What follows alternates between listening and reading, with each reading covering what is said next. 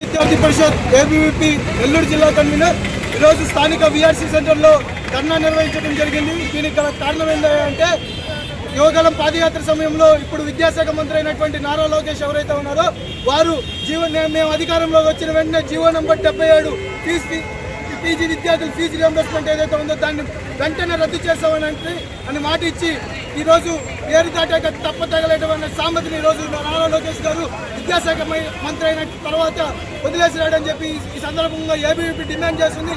అయ్యా లోకేష్ గారు దీనిపైన వెంటనే చొరవ తీసుకొని ఫీజు రియంబర్స్మెంట్ జీవో నంబర్ 70 వెంటనే రద్దు చేసి ఎంతో మంది పేద పీజీ విద్యార్థులకి ఉన్నత చదువులు ఇవ్వాల్సిందిగా ఏబీవీపీ డిమాండ్ చేస్తుంది.